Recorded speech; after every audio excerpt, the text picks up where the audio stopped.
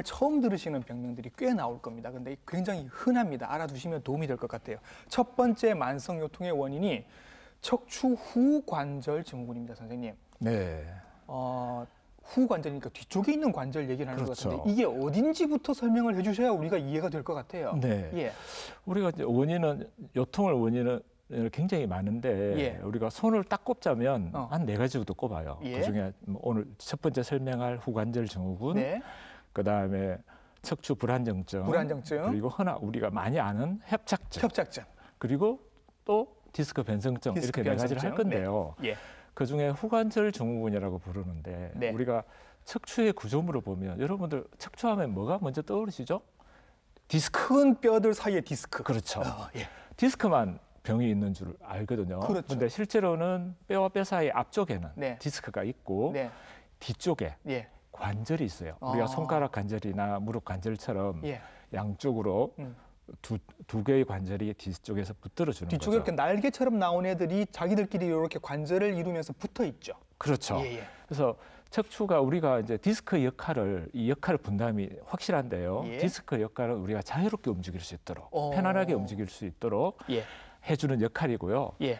이것들이 너무 많이 움직이면 디스크가 상하지 않습니까? 그렇죠. 그렇죠. 그래서 그 상하는 것들을 잡아주기 위해서 뒤에서 딱 견고하게 좌우로 필요한 만큼만 움직이라고 딱 잡아주는 것을 후관절이라고 합니다. 예. 그래서 앞쪽에는 디스크, 예. 뒤쪽에는 관절. 예. 그래서 후관절이라고 이름을 붙이고 여기에 통증이 생기고 염증이 생기고 우리가 일반 관절처럼 우리 손가락에도 관절염 생기고 그렇죠. 무릎에도 관절염 생기잖아요. 예. 허리에도 관절염이 생깁니다. 그런데 허리에 생겼기 때문에 그 이름을 후관절 증후군이라고 부릅니다. 예. 이 후관절 증후군이 생각보다 굉장히 흔한 걸로 만성요통의 30%까지도 될 수 있다라고 지금 그렇죠. 나와 있는데 이렇게 흔한데도 우리가 처음 듣는 분들이 굉장히 많으실 거란 말입니다. 네. 낯설게 느끼는 이유가 있을까요? 사실은 그것보다 더 유명한 질환들이 많잖아요. 디스크 탈출증. 그렇죠. 디스크 탈출증. 척추관 협착증 이런 건 유명하죠. 그러고는 다죠. 그거밖에 모르네? 그렇죠. 알고 보면 뭐 그렇잖아요. 근데 척추병들이 실제로 한 20가지가 훨씬 넘어요. 더 많을 텐데. 훨씬 더 많은데.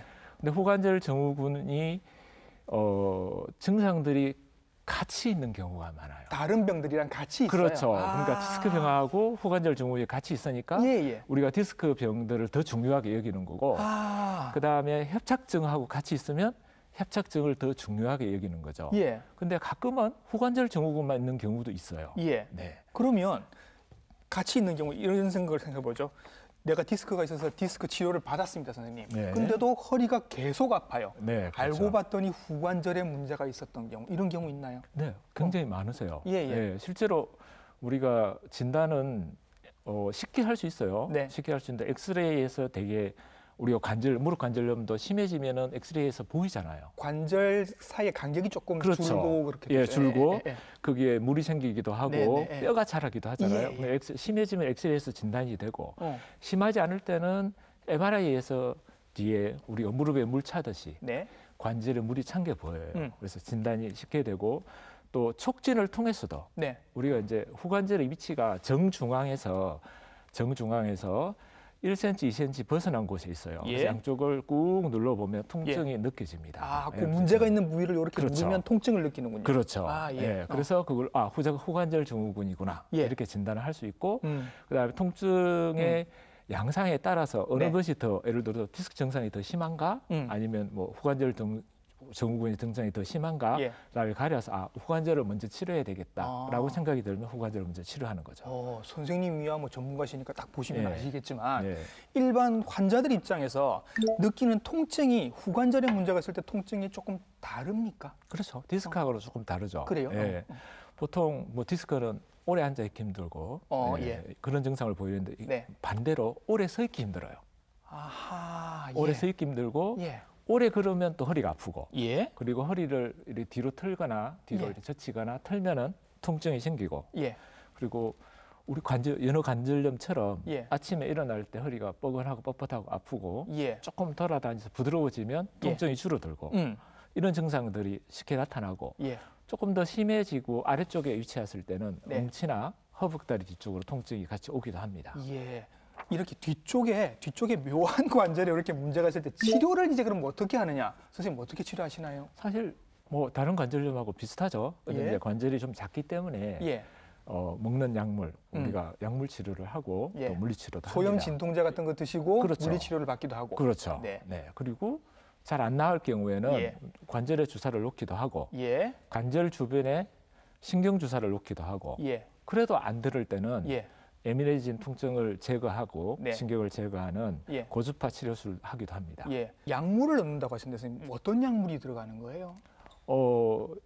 신경 차단 약물을 들어가거나 아니면 염증들을 가라앉히는 주사를 넣었어. 염증을 삭히고 신경을 차단하는 주사 약물. 그렇죠. 고주파는 선생님 열로 태우는 거잖아요. 네. 그럼 결국 어떤 형태로건 신경을 죽이는 거네요. 운동신경을 태우면 안 되겠죠. 그렇죠. 그럼 못 움직이잖아요. 예민해진 이제 신경들이 예민해진 감각신경만 이제 예민해진 신경만 태우는 거죠. 그렇죠. 그냥 정상적인 신경을 태우는 게 아니고 예민해진 신경만 태우고 운동신경하고 상관이 없기 때문에 통증의 정도를 전달하는 능력이 확 감소되기도 하고요. 그리고 그 주변의 신경들이 또 시간이 지나면서 정상적으로 또 자라납니다. 잔신경들은 재생이 돼요. 신경 차단술 하니까 이름부터 약간 조금 무서우실 수 있는데 그런 건 너무 걱정 안 하셔도 된다라는 말씀인 것 같습니다. 지난번에 한번 젊은 분이 오셨어요. 제가 기억에 남은 분이라서 제가 설명을 드리는데 그분이 디스크 탈출증이 있었어요.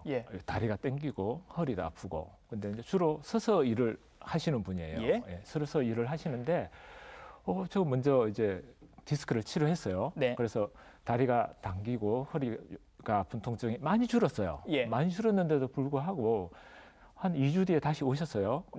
자기 다리는 좋은데 아직도 일하는데 불편하다. 제가 서서 일하는 직업인데 통증들이 들어지고 아프니까 어떻게 했으면 좋겠나. 이거 후관절이 남아 있었구나. 그렇습니다. 그래서 후관절 치료를 해줬어요. 그랬더니 이분이 젊으신 분이잖아요. 90% 이상의 만족도, 통증이 거의 사라졌어요. 그래서 다시 기쁘게 일하러 가셨어요.